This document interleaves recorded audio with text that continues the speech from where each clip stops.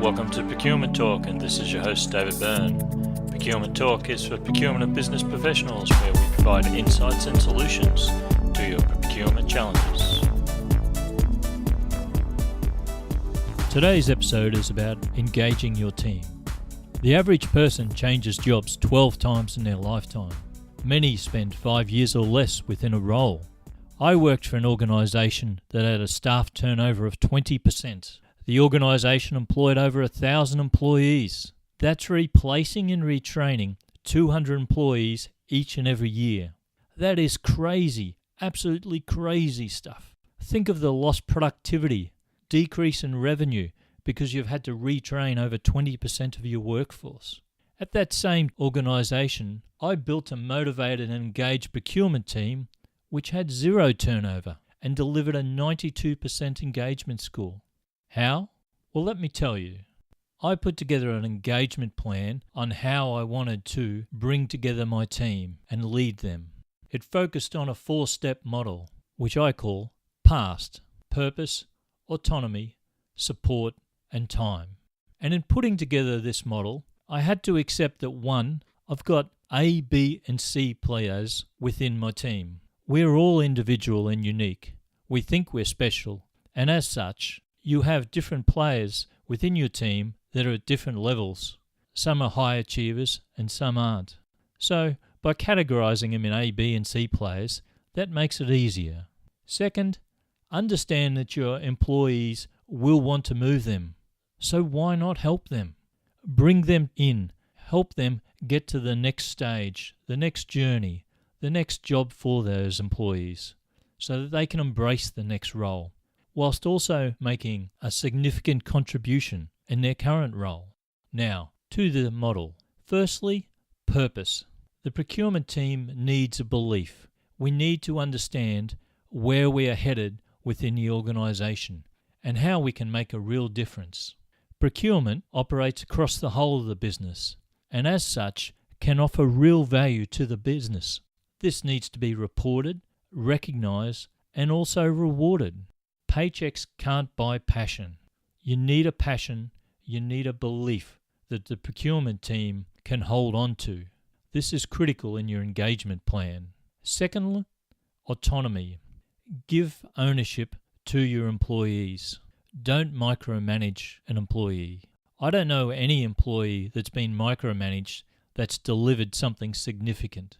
They cannot be bothered because they think, why doesn't that person do it themselves? Why have they got me here doing it?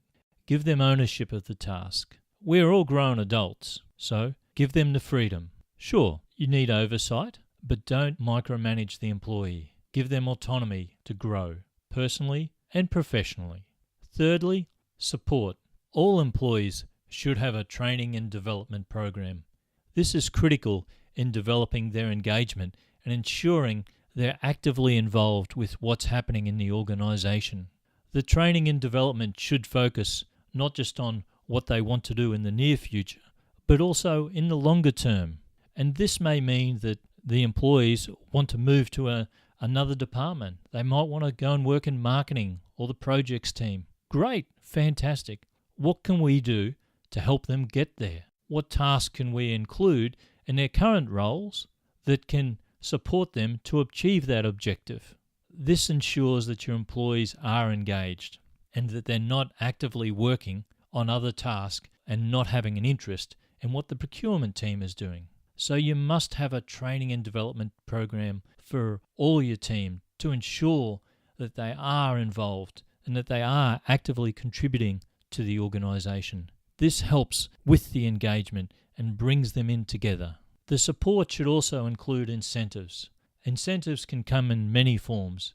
It can be monetary, or it could be off-site activities, or it could be days in lieu, whatever. But you must have some form of incentives to ensure that your employees are engaged. And lastly, in the PAST model, is time. You must spend time with your team. Dedicate yourself. I use the method of a weekly team meeting and then a one-on-one session with each one of my team on a monthly basis. I find this works really well. When you have the one-on-ones, This must be a priority. It can't be rescheduled and rescheduled, because then you're sending the wrong message to that employee that, yes, you are important, but something else is more important and something else is more important. No, don't do that. Dedicate the time and ensure that you deliver on your one-on-one and be there with the employee. That way you start to build the bond and you start to build the trust. And from trust comes a positive experience when we do things together. In summary, put together an engagement plan. Focus on the 4-step model of PAST: purpose, autonomy, support, and time, and you'll be glad you did. If you're looking for assistance with putting together an engagement plan for your procurement team, please contact BWD Consulting. Bye for now.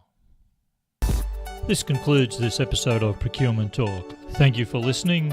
Procurement Talk is brought to you by David Byrne and BWD Consulting. We're helping organisations transform procurement. Talk to you again soon. Bye for now.